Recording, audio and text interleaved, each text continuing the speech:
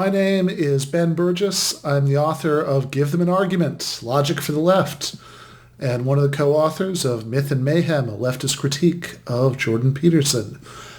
But I don't want to talk about anybody who I'm critiquing today. I want to talk about somebody who I think everybody should be reading and soaking up his insights, and that is Professor Adolph Reed, who I think is one of the most insightful and interesting socialist scholars who is working today. And in particular, I want to talk about something that happened this last Friday, which was that Professor Reed was scheduled to give a talk, an online talk, of course, because of the pandemic, that was going to be co-sponsored by Philadelphia and New York City DSA, Democratic Socialists of America, an organization of which I'm obviously a proud member. But I was not particularly proud of my association with DSA when I saw what happened, which was that I think, less than a couple hours before the lecture was supposed to start, the Facebook event page abruptly changed to say that the event had been canceled and that it was deleted entirely. And before it was deleted, you could see tons and tons of comments saying things like, DSA, cancel this event. There's no room for class reductionism in DSA. So if you're not completely steeped in far left trivia, you might be confused about this. What's class reductionism and what does it have to do with Adolph Reed or the lecture that he was about to give? And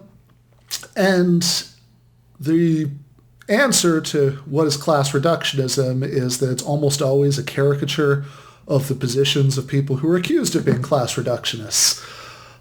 So what it's supposed to mean is that people say, don't worry about racial oppression, don't worry about gender oppression, don't worry about any of that stuff. None of that's important. All that's important is class. And I'm not saying you can't find anybody. There are, I'm sure, several, perhaps dozens of idiots on Reddit who this view well describes. But that's about it, right? So in fact, Adolph Reed has an excellent article in this about this subject in the New Republic from last September called The Myth of Class Reductionism. And here's what he says in that article. I'm going to just quote this little passage in full because it's very good. It says, class reductionism is the supposed view that inequality is apparently attributable to race, gender, or other categories of group identification are either secondary in importance or reducible to generic economic inequality. It thus follows, according to those who hurl the charge, that specifically anti-racist, feminist, or LGBTQ concerns, for example, should be dissolved within demands for economic redistribution. I know of no one who embraces that position. Like other broad-brush charges that self-styled liberal pragmatists levy against wish list economics and the assault on private health insurance, the class reductionist canon is a bid to shut down debate. Although a little bit later, although there are no doubt random, dogmatic class reductionists out there, the simple fact is that no serious tendency on the left contends that racial or gender injustices or those affecting LGBTQ people, immigrants, or other groups as such do not exist, are inconsequential, or otherwise should be downplayed and ignored. Nor do any reputable voices on the left seriously argue that racism, sexism, homophobia, and xenophobia are not attitudes and ideologies that persist and cause harm. Class reductionism, in other words, is a myth. And again, I'm sure it's not 100% a myth. As Cicero said, I don't know, that's the most pretentious possible way to start a sentence, but as Cicero said, there's no view so absurd it has not been advocated by some philosopher, so I'm sure you can find somebody to point me to who's a real, serious, genuine class reductionist, but Adolph Reed, as I think that makes clear, is certainly not a class reductionist.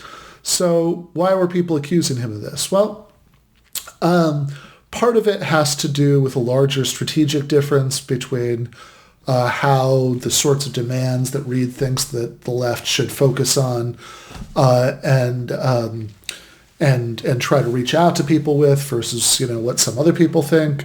And part of it has to do with the specific subject of the lecture that he was going to give.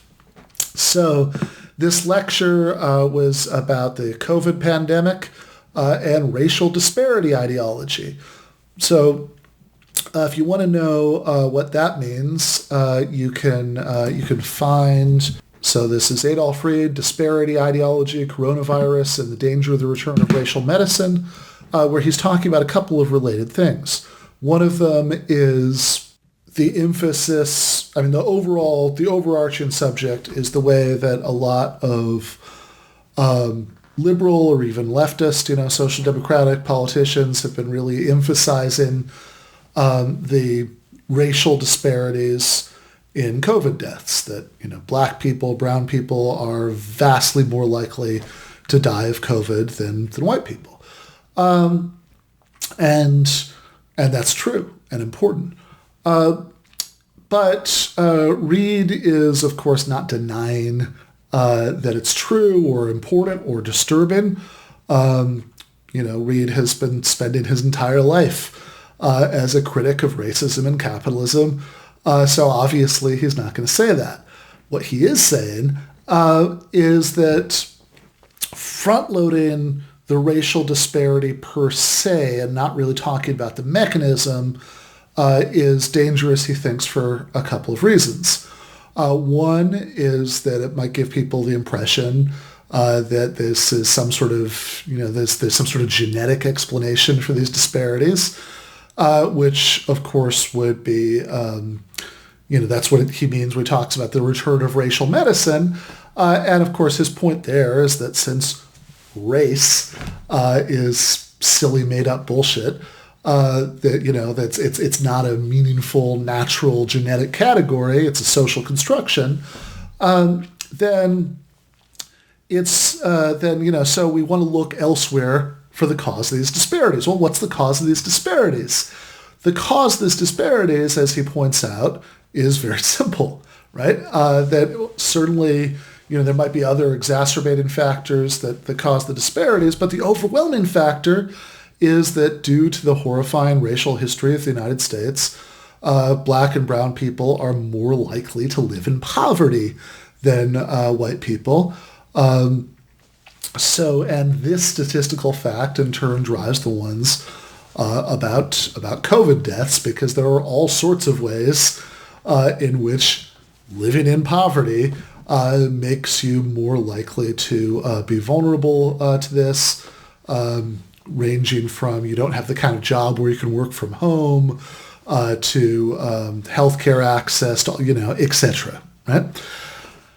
All right. So the other reason he thinks that it's important to emphasize the poverty causing disproportionate deaths rather than emphasizing the racial distribution of the deaths, which can sort of mask the fact that the underlying issue is the racial distribution of poverty, is because, and this ties into the larger differences between socialists and anti-racist fighters like Adolph Reed and those in those same categories who accuse him of being a class reductionist, because one of the things he points out in that other article that I just mentioned, The Myth of Class Reductionism, is that because of the horrifying racial history of the United States, leading to non-white people being more likely to be living in poverty than white people, that means that one of the most efficient ways of narrowing the racial wealth gap is with universal programs. Now, of course, Reed is a socialist, right? He doesn't think just having social democratic programs within capitalism is ultimately good enough. But, as far as where we should start, right, that is where we should start. That because black people are more likely than white people not to have health insurance. Medicare for all disproportionately helps black people as opposed to white people, because black people are more likely than white people to have financial problems with going to college. Then tuition-free universal higher education is going to disproportionately help black people rather than white people, etc. Right? The point generalizes. A federal jobs guarantee, because black people are more likely to be unemployed than white people. A federal jobs guarantee is going to disproportionately help black people, which, by the way, is one of the reasons that historically so many civil rights leaders were all about a federal jobs guarantee, right? The March on Washington, where Martin Luther King gives the I Have a Dream speech, is the full name is the March on Washington for Jobs and Freedom. Google A. Philip Randolph. See what he had to say about that subject. I'll put my cards on the table. When I saw what happened with Reed's talk, which was that first the event page was pulled with no explanation. The afternoon the lecture was supposed to take place, right? He was just abruptly deplatformed. This towering figure on the left, was canceled very abruptly. And then it came out that New York City DSA had pulled its endorsement of the event, which I'd heard was a unanimous decision by the city leadership body. I really hope that would be very depressing if that were true. Not for the first time, right? I think DSA is an important and valuable organization, but the whole thing, which ended up leading to there was like after New York pulled its endorsement, they were going to try to do it anyway, and then at that point things had gotten so bad there were concerns about disruption, and the talk was just canceled. And I have to say I was disgusted, and not for the first time. I was embarrassed to be a member of this organization that would act like this.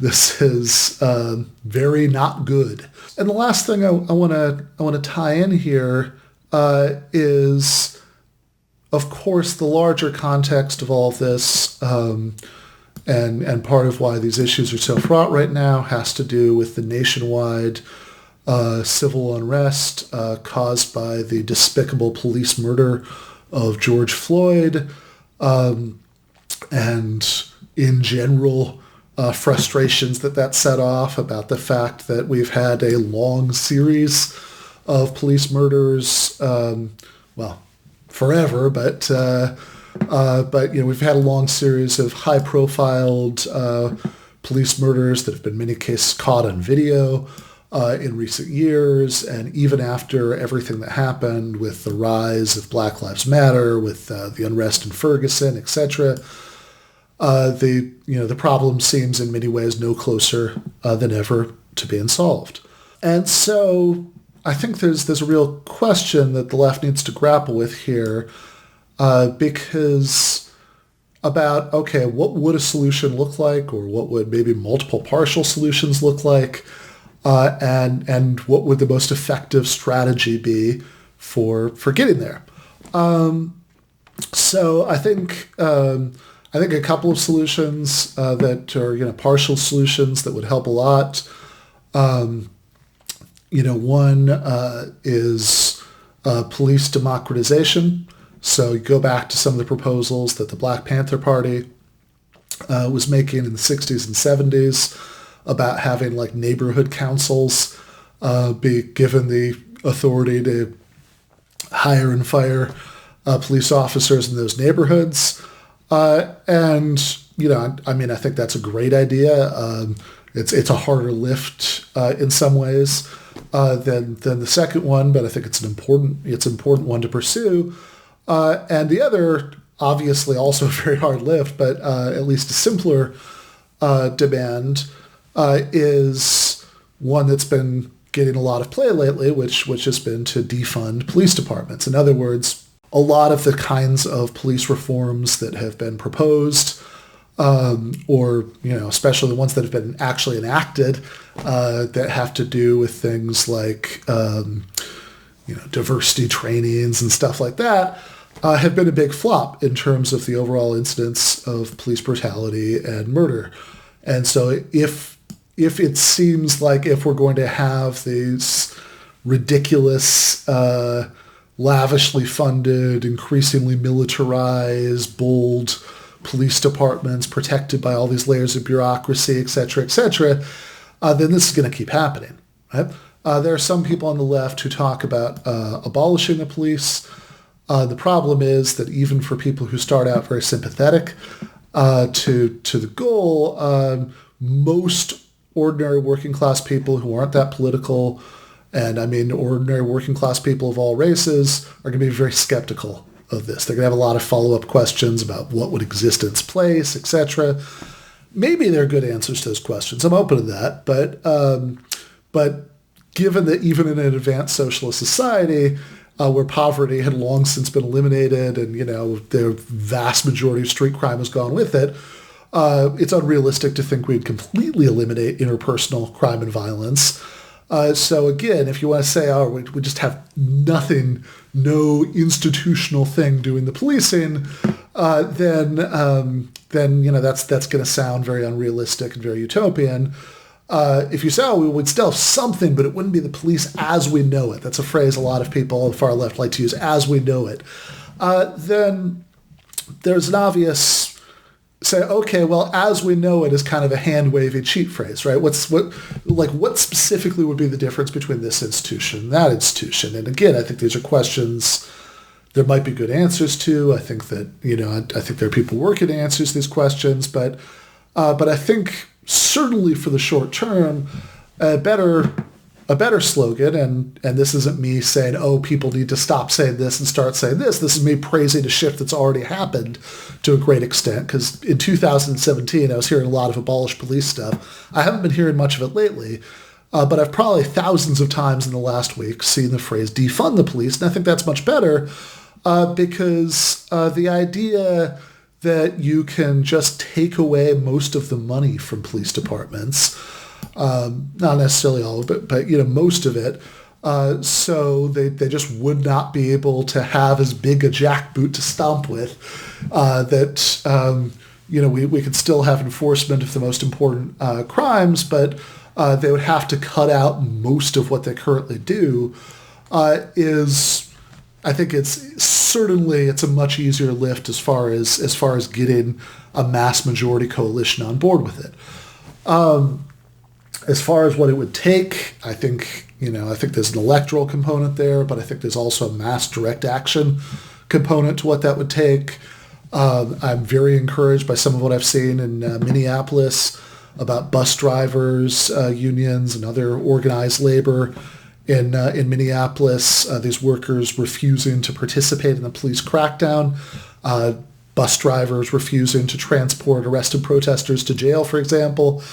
And I think we're a long way from getting there, but I think if you imagine a version of the left that was strong enough to pull off citywide general strikes demanding defunding the police, I think that's, again, we're a long way from there, but I think that's a realistic and exciting goal to think about for the future. Final thought, as all this relates to Adolph Reed and the caricature that his politics are class reductionist.